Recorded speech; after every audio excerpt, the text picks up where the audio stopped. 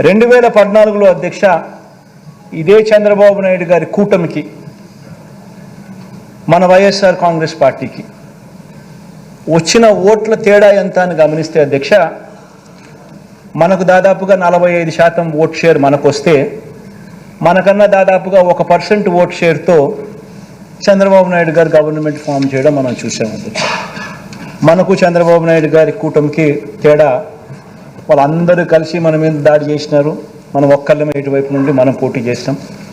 అయినా కూడా వాళ్ళందరికీ 46% వాళ్ళకు వస్తే 45% మనకు వచ్చింది. దాదాపుగా వాళ్ళకు మనకు తేడా దాదాపుగా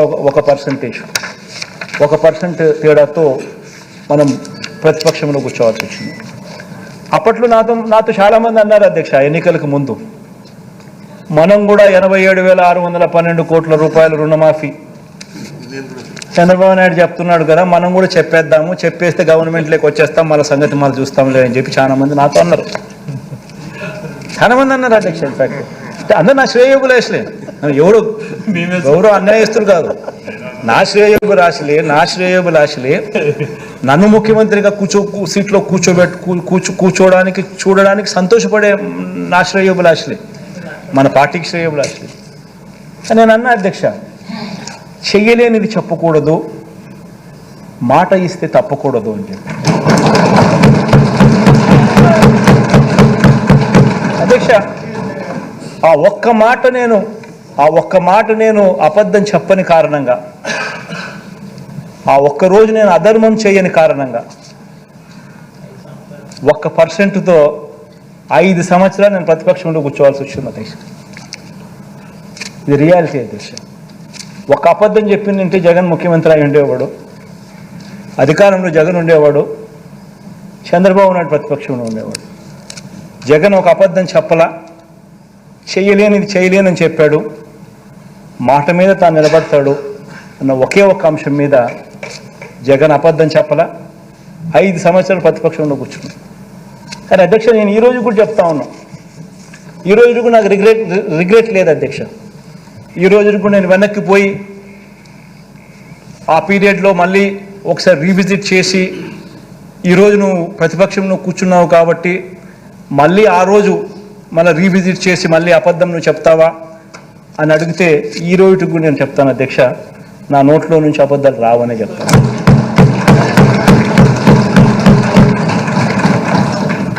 అధ్యక్ష ఇది చాలా ఇంపార్టెంట్ అధ్యక్ష. ఎందుకనంటే నేను ఆ రోజు బహుశా నేను చేసిన ఆ పని వల్ల నేను అధికారంలోకి బహుశా రాకపోయి ఉండొచ్చు అధ్యక్ష.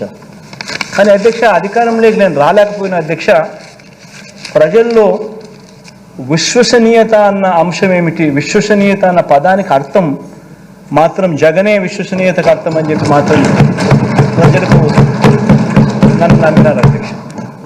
ఈరోజు నేను గర్వంగా కూడా చెప్తా ఉన్నా అధ్యక్ష, 2014, 2019 నుంచి 23 ఈ 5 సంవత్సరాలలో చెప్పిన మేనిఫెస్టో ఏదైతే రిలీజ్ చేసినామో అందులో 99% హామీలను చిత్తశుద్ధిగా మేనిఫెస్టోను ఒక బైబిల్గా భావించి, ఒక ఖురాన్గా భావించి, ఒక భగవద్గీతగా భావించి నిబద్ధతతో 99% హామీలను అమలు చేసి, ఆ చేసిన హామీలను ఆ మేనిఫెస్టోను ప్రతి ఇంటికి కూడా తీసుకొని వెళ్ళి చూపించి, ప్రజల చేతనే మార్కులు ఇచ్చి, ప్రజలే శభాషను అనిపించే విధంగా ప్రతి ఎమ్మెల్యేను గడప గడప కూడా తిప్పుతా ఉన్న ప్రభుత్వం కూడా మనదే అని చెప్పి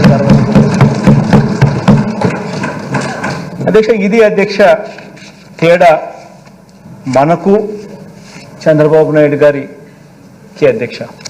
అప్పట్లో చంద్రబాబు నాయుడు గారు అధ్యక్ష 87,612 కోట్ల రూపాయల రుణాలు మాఫీ చేస్తానని చెప్పి రైతులను మోసం చేయడం, బ్యాంకుల్లో పెట్టిన బంగారం ఇప్పిస్తానని చెప్పి రైతుల్ని మోసం చేయడం, 14,205 కోట్ల రూపాయలు పొదుపు సంఘాల రుణాలు మాఫీ చేస్తానని చెప్పి అక్కచెల్లెమ్మలను మోసం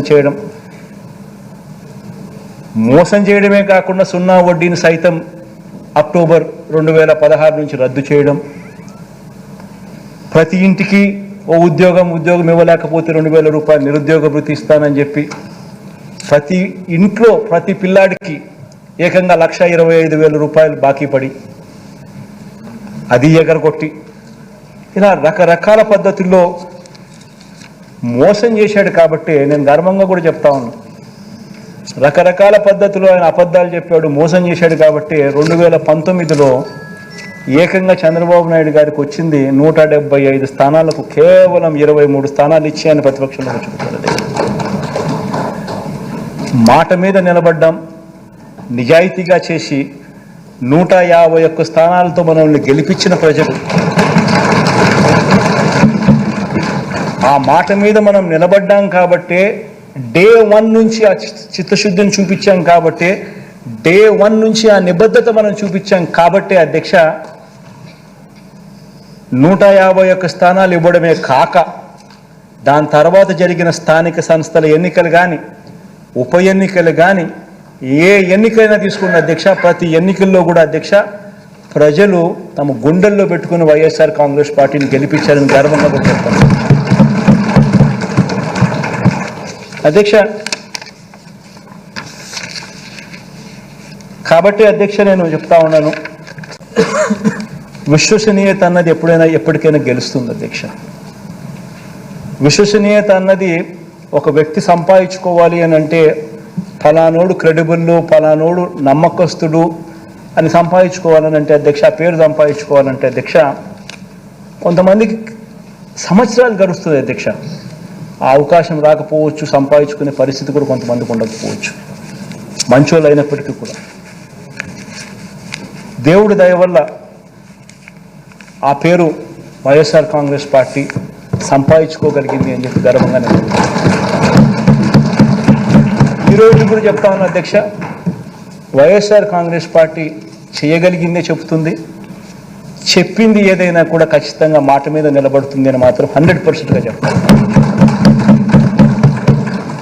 ప్రతి ఇంట్లో కూడా ఈ చర్చ జరగాలి, ఈ జరిగిన ప్రతి విషయం కూడా ఆలోచన జరగాలి, మీ ద్వారా ప్రతి ఇంట్లో కూడా ఈ చర్చ జరగాలని కూడా కోరుకుంటూ దేవుడి దయతో ప్రజలందరి చల్లని దీవెనలతో మళ్ళీ 3 నెలలకు మళ్ళీ ఇదే చట్టసభలో పూర్తి స్థాయి బడ్జెట్ మళ్ళీ ప్రవేశపెట్టి అఖండమైన మెజారిటీతో మళ్ళీ ప్రజల మన్ననలు కూడా ఖచ్చితంగా పొందుతామని చెప్పి కూడా ఈ సందర్భంగా తెలియజేసుకుంటూ